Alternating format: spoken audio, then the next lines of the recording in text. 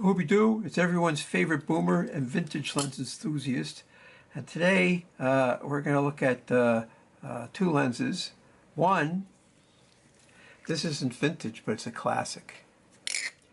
Canon lens EF 24mm 1 to 2.8. This is an autofocus lens. If I have it in manual focus, which I'll explain in a minute. It's on the vello LAE 5E-CEF, which is auto lens adapter Canon EF/EFS lens to Sony E mount. Now this is very cheap adapter. It only costs $100. And well, you know what? None of the autofocus works. All the lenses I got, there are two lenses that do work, but it hunts a lot. It's going to be in bright light. So this particular lens, see, if I put it in autofocus, you could turn the ring, but the scale won't move. But if you put it in manual focus, then you can focus. And it's like using a manual focus lens. I use this A5000. I used a live view magnifier, and then I can focus precisely. So what does this do? What does this do? Well, it activates the aperture, and it puts the EXIF data of the lens into the JPEG comment section. I could use aperture priority or shutter priority mode. I like aperture priority, so I set the shutter speed with the dial, the thumb dial, and then the camera picks the proper shutter speed, so that's great. Or conversely, I could go to shutter priority mode, set the shutter, and this thing, the camera would pick the aperture. So this is a Canon EF lens, and it works on a Sony body really good. So all right, for $100, at least I could use my collection of Canon glass. I could chuck on any of my Sony bodies, and that's good to go. That's nice to know. That's really good. Now, this lens, I bought this lens 15 years ago, so it's not vintage, but it's a classic. It's still in production. So it's a 24mm 1 to 2.8. And I went to the same show, which is a car show in Bergen County. It cost $5 to get in. It was at a train station, and there must have been 300 cars there. This is a totally manual lens, right? And what is this? This is a Asahi Optical Company, lens made in Japan, Super Takumar 3.5 to 24. It's on the photodiox adapter for screw mount. Screw mount sucks, doesn't it? See this little flange here? There's a little flange there, and it engages this pin. So when you screw it on, that pin gets retracted, pushed in, and that makes your lens a stop-down lens. So this thing really doesn't do anything, right, in this case. So basically I like to use F8. I leave on F8. I'm in manual mode, and I set the shutter, and then I go with it. That's all. And then you focus. Let's see. This thing focuses down to 0.8 feet or 2.5 meters. What about this bad boy? 0.25 meters, 0.8 feet. How about that? Exactly the same. So this lens has to be made in the 60s, where this lens was probably made in the 90s or something. Here, look at this. That's a pretty big element, but it's not very curved. It's very shallow convex, whereas if you look at this element, it's highly convex. They're both the same F number. They're both the same focal length. This one stops on the f16. I forget. I think this one stops on the f22. But I'll have some link to specs into this. So I went to this car show in WALDWICK. The WALDWICK train station is sponsored by the VFW or something about veterans. And like I said, it cost $5 to get in. I got there at 9 o'clock because they said it was going to open at 9:30. But apparently people were pulling in at 7:30, like the people who had their show cars there. And when I got there, there wasn't too much of a crowd. There's a lot of easy parking. And I went in, and the crowd was sparse, and I took a bunch of pictures with one camera. And then it starts to get crowded. it started to get really crowded. I mean, like crowded. So it's hard to take pictures without people getting in the way. So, and it was starting to get hot, and I had a hat on and my brains were baking, so I had to go. So I like to get there early, and as the day gets hot, I have to skedaddle, especially when the crowds start getting crowded. The train station, the trains ran every 20 minutes. So I took a couple of videos of the trains. I appended to the end, I guess I should do that. And a good time was had by all. You know, mom, pop, buddy and sis, senior citizens, groups of gals or guys or couples. Everyone was there making the scene. And it was pretty cool. I really liked it. And it was an excellent photo op to check these lenses out. And what can I say? This lens, which was made in the 60s, and I'm doing this in 2024, so you figure that's 40 plus 20. This is like 60 years old. This is 15 years old. Look at this lens is a little bit bigger, right? A little bit longer. But of course, it's more modern. It's got more features. I could slap this on any Canon EOS and go all automatic if I wanted to. But all I want to do is compare the quality. And it compared favorably. Absolutely. Now, believe it or not, I paid almost the same amount for this lens as I did for that lens. This lens is all metal, or this is all mostly plastic. The optics are really, really good. They're the same F number. But of course, I've shown at f8 in the sun, and that's what, let's face it, 90% of your picture is going to be at f8 in the sun. And what's the bottom dollar? Well, these lenses, either one would suit you. If you're a Canon guy, you go get the Canon. If you want to be modern with all the assists like autofocus and you put it in auto mode and it picks the aperture and shutter speed for you, or you could go old school and do everything manually with this. I'm seeing this more and more, that the older lenses are just as good as the modern lenses. Virtually indistinguishable. Center sharpness identical. Almost the same corner sharpness. Oh, both these lenses are full frame lenses. You put them on a full frame camera and take advantage of that. So in a crop center, you expect everything to be ideal.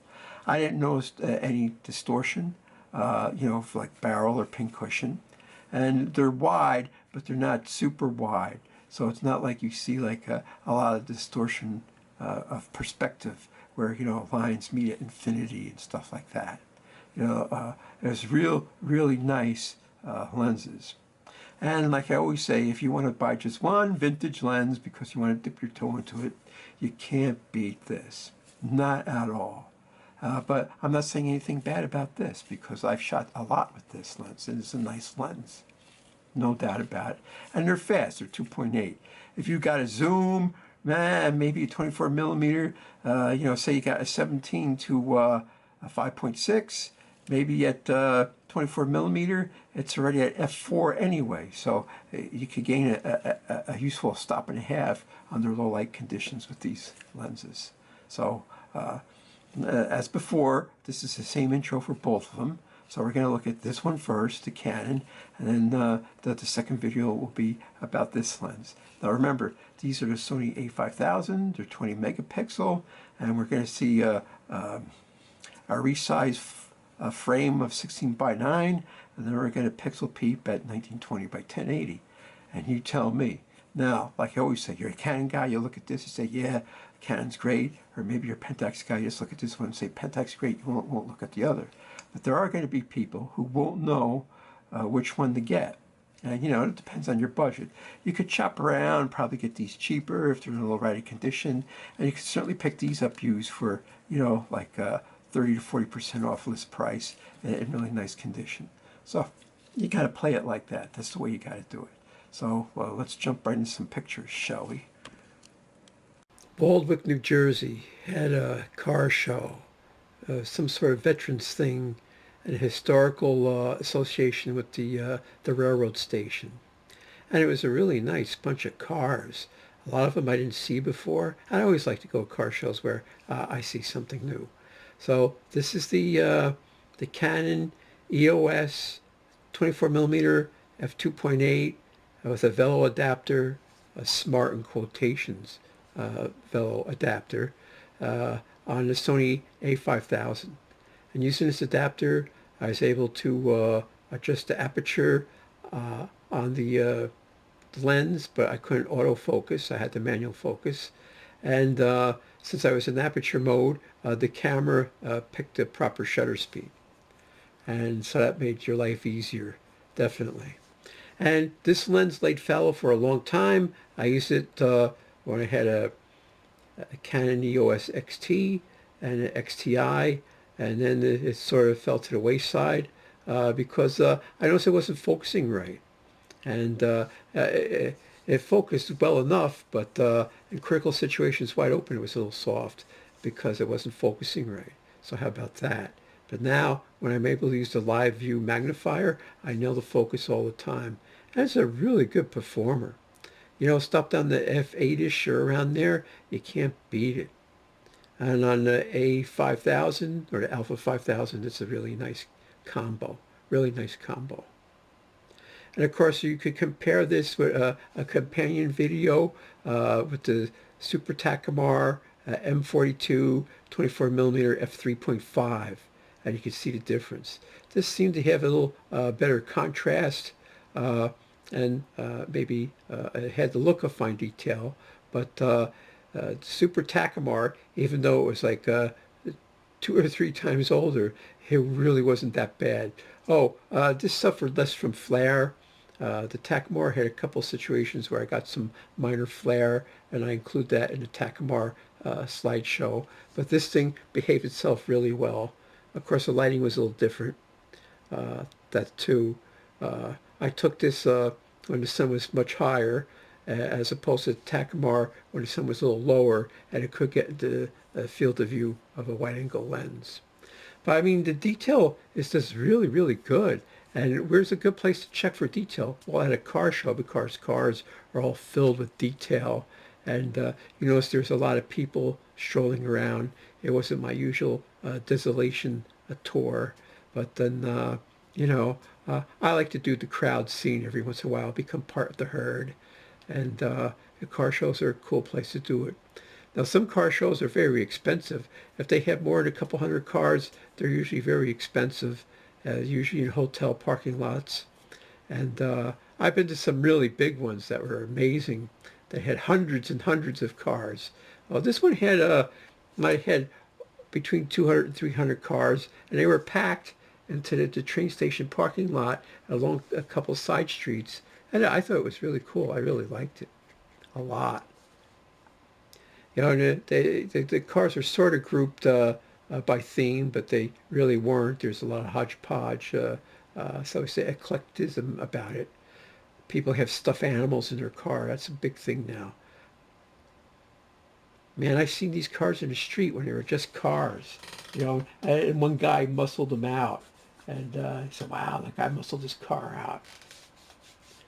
It was in a train station, and train stations, the trains were actually going by. This is most trains I ever saw on a Sunday, too. Usually when I go on my desolation tours to like Morristown, the train runs once every 40 minutes or something like that. You missed a train, you missed a train.